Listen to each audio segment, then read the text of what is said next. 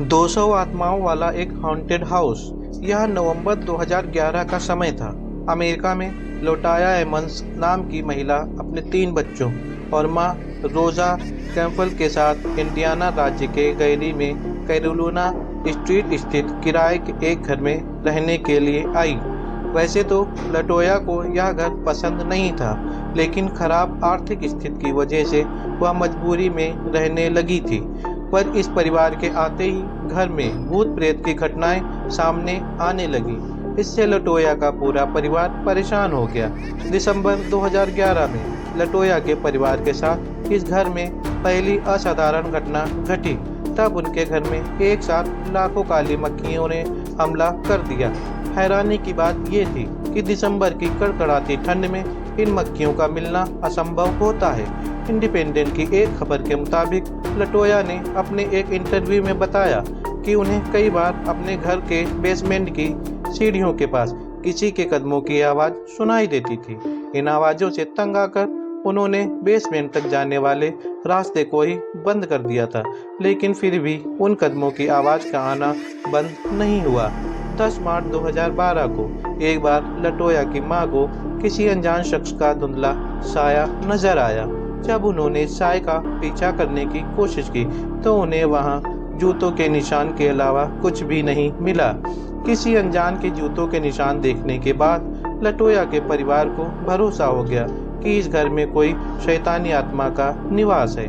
इस उधेड़बुन में लटोया रात को अपने कमरे में लेटी हुई थी। तभी उनकी बेटी के कमरे से रोने की आवाज़ आई। लटोया अपनी मां के साथ उस कमरे में गई। अंदर जो कुछ दिखा उससे उनके होश उड़ गए।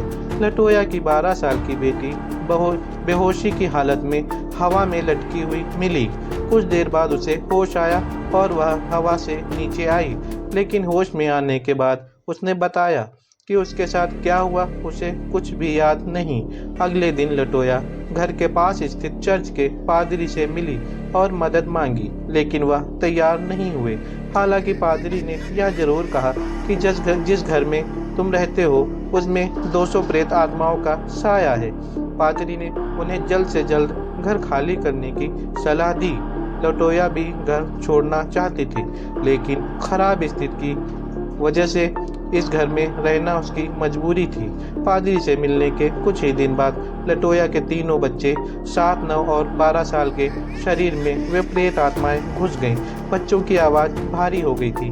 परिवार डर की वजह से कई रात होटलों में जाकर गुजारता था।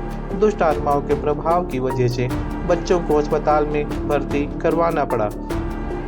रिपोर्ट के मुताबिक लटोया के 9 साल के बेटे की तबीयत जब ज़्यादा खराब हो गई तो उसे अस्पताल में भर्ती करवाया गया, पर अस्पताल में भी बुरी आत्माओं ने पीछा नहीं छोड़ा। एक दिन उनका 9 साल का बच्चा छत पर उल्टा चलने लगा। इसे देखकर अस्पताल के कर्मचारी भी डर गए।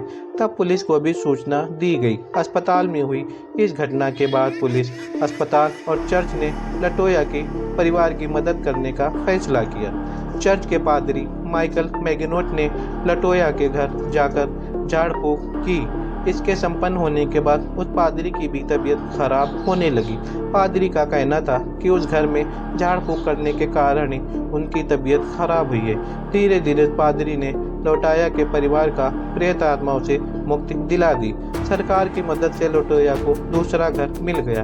अब घर में भूत की खबर दूर दूर तक फैल चुकी थी। लोग इस घर के आसपास आने से भी डरने लगे। इसके बाद सरकार ने घर को गिरवा दिया।